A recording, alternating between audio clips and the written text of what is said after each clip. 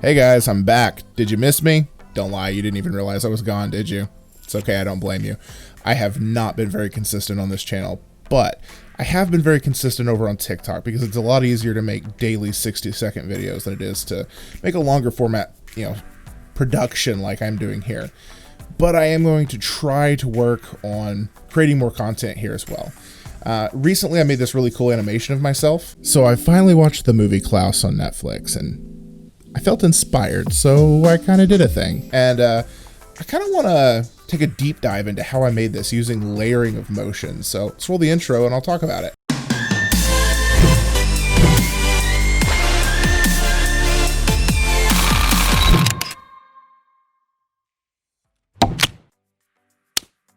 So first of all, what do you think of the new look? I've been trying to dial everything in. I've got a new ring light, so the lighting should be a little bit better.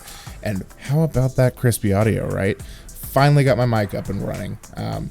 When I first got this thing, I ordered it like a year ago and it took several months to come in, and it didn't work. It didn't sound good. Kind of sounds like this. Yeah, that's not good. But I did some research, found out I needed the right kind of cables, and I needed an audio interface with phantom power, so I ordered that. It also took like 5 months to show up, but it's here now. Everything's dialed in. I've got it sounding good, sounding sweet, and now I can maybe finally do more videos like this. So let's take a look at this animation and how I made this. You can be as realistic or as cartoony as you want with your avatar. I'm going to use a reference from one of my TikToks, which means I need it to be vertical, which means I want 9 in my width and 60 in my height. If you set it to 120 resolution, that's going to give you a full HD. If you want it to be, say, 4K, go ahead and raise that up to 240. From there, we're going to go ahead and make a new layer. We're going to call this face. I'm going to go select a kind of a medium tone from my face, and then using the pen tool, I'm going to trace around the contours of my face.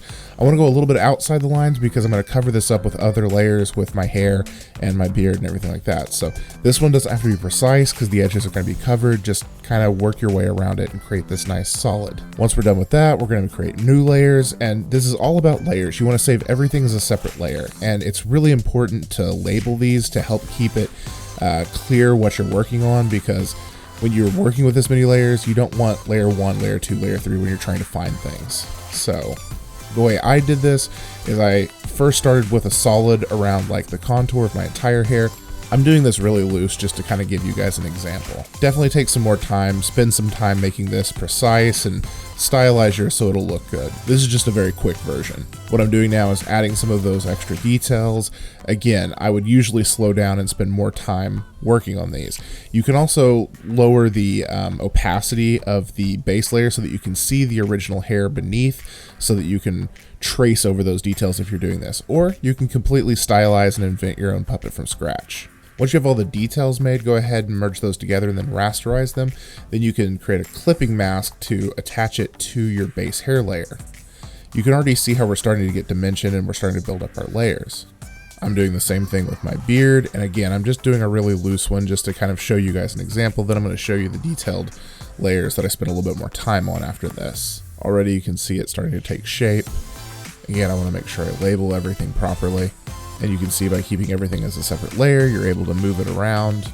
Let's go ahead and get rid of these practice layers. I'm going to show you the layers that I spent a lot of time working on. Let me go through these one by one and show you how many actual layers I'm working with. Building it back up, we have the background and all the different elements of the background. You can see the different face. Oh my God, that looks terrifying. And then you can see by saving each of these layers separately, we can move them, which is what we're going to do in Adobe Premiere.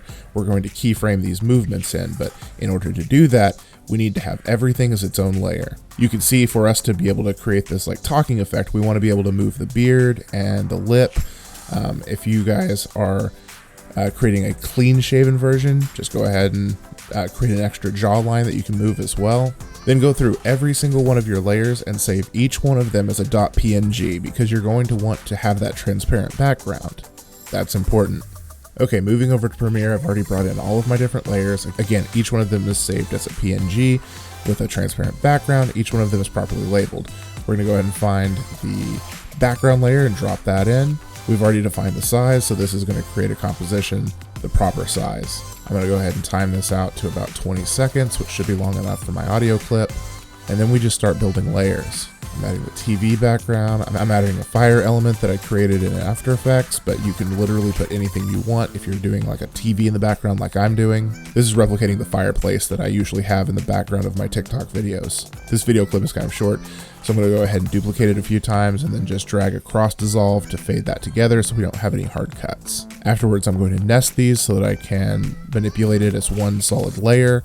And we're going to go up to the effects tab and we're going to look for the effect corner pin. I'm just going to drag that onto my fire element, and then going into the controls, I should be able to pull in the edges so that I can fit it to my TV in the background. You can use this corner pin technique with any photo or anything else you want to space. This is a great way to fit something into a proper perspective. Once I have that placed, it should play nicely in the background. Now that I have all of my background put together, I'm going to go ahead and select all of these and nest them into a single layer just to save space as one background layer. I'm not going to be adding any other movement than the fire to the background, so this can be just its own static layer. Now I'm going to continue to build layers, starting with my shirt, and then adding the layers of my face. My face, which looks like a potato. Remember that the layers on top will cover up the layers behind them, so you want to think about how things are going to interact and what pieces are going to be moving. My beard needs to be above my face but below my hair because it's going to be moving, and I want those moving edges to be hidden by my hair, but also they need to be able to glide over my face. The only layers I'm going to have moving in this animation are going to be my eyebrows, my lip, and my beard. So I'm going to place those four together, and then I'm going to go up to label, and I'm going to change the color on those just to make it easier visually to tell which layers I'm editing and which ones I'm going to leave alone. Let's just go ahead and add the rest of these layers on top. I need my hair, my mustache, and the microphone. Now that I have all my layers placed, it's time to do some animating. So I'm going to go ahead and bring in the dialogue that I recorded for this animation. Let's go ahead and shrink these layers so that they're out of the way. And I like to zoom in on my layers so that I can really see what I'm working on. I'm going to start with just one layer and I'm going to animate my lip. I'm just going to go into my effects controls and I'm going to keyframe my motion here. So I'm going to add a keyframe to my position for every peak and valley.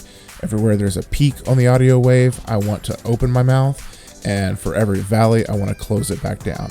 This is a little bit tedious. This is probably the longest part of the entire process, but we just go through and slowly add these keyframes as we see the waves. I'm going to speed this process up a little bit. The higher the peak, the more I open my mouth. For the smaller peaks, I just open it slightly. So now already you can see this talking animation, how this is working. Now, since I'm going to have my lip and my beard moving kind of at the same time, I'm just going to copy these keyframes, and then I'm going to go over to my beard layer and I'm going to paste them in. But they are going to be offset just a little bit, and this creates kind of a nice effect. The lip and the beard aren't perfectly in sync, which adds more naturalism, but the movements are very similar. They kind of balance with each other because they are the same keyframes, just slightly offset. The next thing I'm going to do is I'm going to go into one of my eyebrow layers and I'm going to keyframe the rotation. Now when I rotate this, it's kind of out of place, so then I have to go into the position and move that around. And then I'm just going to copy paste some of these different keyframes and create some movement in my eyebrow. Once I have that done, I'm going to copy all of those keyframes and go and add them to my other eyebrow. This way the positions are the same, but we need to invert the movement. So for every positive rotation of one eyebrow, I need to rotate the other eyebrow at negative. So I just go add a plus or a minus depending on which eyebrow you're doing first. I'm also going to go in and change the position on these and get these accurate, but everything should line up so that they're moving together. The eyebrows create a lot of emotions, so have fun playing around with this. You could always angle them in if you want to show anger, or angle them up more if you want to show more surprise. Really just have fun with it, but adding a little bit of eyebrow movement creates more realism. For this example, I don't really need to show you the entire thing, so I'm just going to shorten this. So now that we've keyframed our different elements to move, we want to take it a step further and we want to add depth and layers of movement. So we're going to go ahead and we're going to take all of the elements of the face and we're going to nest those into a single layer. This way we can take that nest and we can add an animation to the nest so the things within the nest will already be moving because those are keyframed, but then we're going to keyframe the entire face. Once we have that nested, I'm going to go in and I'm going to start keyframing in some rotation. My head is kind of in the center of this frame, so we don't really need to adjust the position any. The rotation should be enough. And now we're already getting some really cool natural movement. I'm going to take this one step further and I'm going to add a strand of hair because my hair is kind of solid, and I want to add just this one bit of extra movement to take it over the top. In the rotation tab, in the anchor point, I want to go ahead and I want to bring the anchor up to the top left so that as I rotate, it's spinning around that key point. I don't want it to rotate from the middle, I want to rotate from the root. I accidentally put this into my overall composition, but what I really need to do is I need to take this into my face nest. So I'm gonna go ahead and copy it, I'm gonna open that up, I'm gonna go in there and paste it, put it into position. And now I need to move it into the location where I want it. And what we've done is we've taken the rotation keyframes from the face nest on the top, and we're gonna go and we're gonna paste those onto the hair. So the movement of the head and the movement of the hair are going to be identical. But what we actually want is for them to be opposite. So when the head turns one way, the hair falls the other way. So all we have to do is we have to go into these pre-made keyframes that should be lined up with the face, and for every positive, we change it to a negative, and for every negative, we change it to a positive. If it's a 0, just leave it the same. So where the face was something like -4 on the rotation, we're going to change the hair to +4. This inverted movement should give us a really cool look. We're going to go back out, let's delete that extra strand that we don't need. So now when we play through, we can see that the hair moves opposite of the head, which gives it a really great look. And there you have it. Build your puppet, create layers, label your layers, save them as transparent pings, and then go in and just keyframe all the different elements, and then take those elements, nest them, and add extra motion to your nest. This is going to add layers of movement and create a very realistic, very cool look. Thanks for checking it out, and I hope that you learned something. And as always, stay creative.